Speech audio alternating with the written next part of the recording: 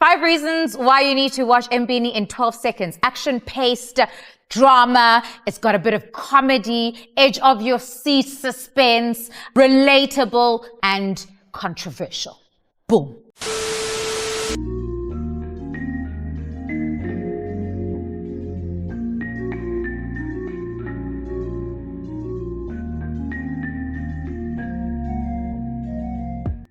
Hello everyone, welcome back to ASR, African Stories Realized.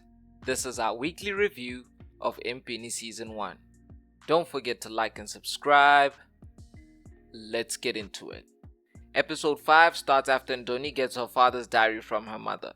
She reads it but is shocked to find that some pages are missing. She asked her mother about it, but her mother explained that her father used to tear out pages with incriminating information about some MPS members.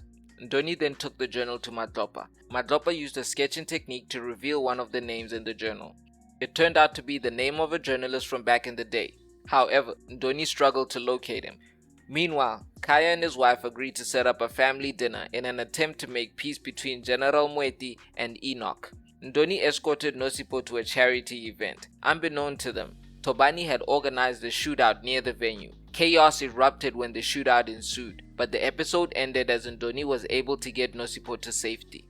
Episode 6 picks up following Ndoni and Nosipho's narrow escape. Tobani, whose plan was to make Ndoni look bad with the stunt, was not happy. Meanwhile, Uhuru organized a private cake tasting for himself and Nosipho where he apologized for his flirtatious behavior.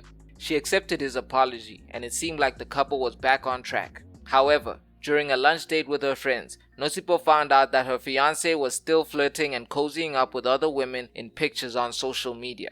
Nosipho and Ndoni then went back to the Bodoza home, where preparations for the big family dinner were being concluded. After finding out that Ndoni had been digging into her father's things, Khaya confronted her, revealing that he spoke to his connections in the government, but they were not willing to reopen the investigation into Bonga's death without concrete evidence. Khaya then suggested hiring a private investigator, but Ndoni quickly turned him down and suggested they move on from the whole situation. On the night of the big family dinner, the tension was thick. Enoch and General Moeti stared each other down while Khaya and his wife played the role of mediators. Nosipho, who was upset after finding out that her fiancé was no good, arrived to dinner very drunk. This led to a messy argument between her and Uhuru in front of everyone. Enoch and General Moeti argued back and forth until they finally came to an agreement. General Moeti promised not to contest the election results if Enoch supported him once his term was over. While everyone was distracted by the dinner, Ndoni sneaked into Khaya's office. Tobani almost caught her, but she stayed hidden and made a shocking discovery.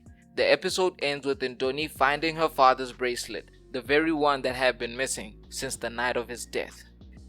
Episode 7 starts in the aftermath of Ndoni finding her father's bracelet in Khaya's office. She immediately rushed to Madlopa's place to share what she had discovered. However, Madlopa suggested that it might belong to one of their other comrades. Ndoni investigated and quickly eliminated that possibility, confirming what she had suspected since she found the bracelet in Khaya's office, that it did indeed belong to her father and that Khaya was involved in his untimely demise. Meanwhile, General Moeti quickly reneged on his deal with Enoch, revealing to a shocked Khaya that he still intends to challenge the deputy president at the upcoming elections. Moeti also revealed that he had dirt on Enoch, proof of a water crisis where hundreds of people died due to his negligence, threatening to expose the deputy president if he doesn't resign from his position before the elections. Back at the Bodoza home, Ndoni cheered Nosipho up before Uhuru arrived and quickly made Nosipho forget about his infidelity as the couple made up. The episode ends with Ndoni and Madlopa trying to decode some text in Bonga's journal, which was written in code. Episode 8 picks up following the confirmation of Khaya's involvement in Bonga's death. Madlopa advised Ndoni to play it cool while they try to find more evidence against Khaya. Ndoni then set out to find Empini, the journalist who wrote about her father back in the day. After being given the runaround by his receptionist, she finally told the persuasive Ndoni where to find him. Meanwhile, Khaya attempted to convince his father-in-law to step down, but Enoch refused, and his wife wasn't pleased either. Khaya, however, communicated to General Moeti that Enoch had agreed to step down, but the episode ends with Enoch recommitting to his campaign and blaming his shortfalls in office on the corruption led by the government security sector. announcing an inquiry into every government sector, starting with the security sector, which is led by General Moeti. Episode 9 picks up with a shocking revelation. After being stood up by Uhuru once again, Nosipho and Ndoni made their way to his place, where they found him with another woman, claiming to be pregnant with his child. Uhuru tried to convince Nosipho that the girl was just a bitter ex, and after a heated exchange between the three, Ndoni ushered Nosipho away from the madness. Back at the Bodoza home, Nosipho was determined to call the wedding off, but after some encouragement from her parents, she invited Uhuru over for another confrontation, where she told him to take care of the mess with the girl that she met earlier. Meanwhile, General Moeti was extremely pissed after Enoch declared war against his department. He shared his concern with Khaya, suggesting they should expose the deputy president's water crisis, a route which Khaya was reluctant to pursue. Ndoni then resumed her investigation. She was able to track down Mpilisi, but their meeting went bad after she questioned him about Bonga and the articles he wrote back in the day. An angry Mpilisi refused to answer Ndoni's questions about the past, questioning who she was before quickly getting away from her. However, the episode ends with Ndoni returning to abduct Mpilisi.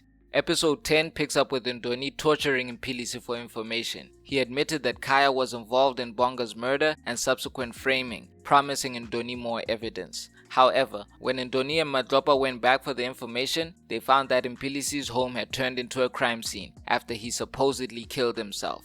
Ndoni and Madlopa immediately began speculating that Khaya was onto them and responsible for the death of Mpilisi. Meanwhile, Uhuru was going through it as Khaya knocked him out in the gym for hurting his daughter. Uhuru complained to his father, but General Moeti supported Khaya and once again encouraged his son to stop messing around and follow through with the wedding.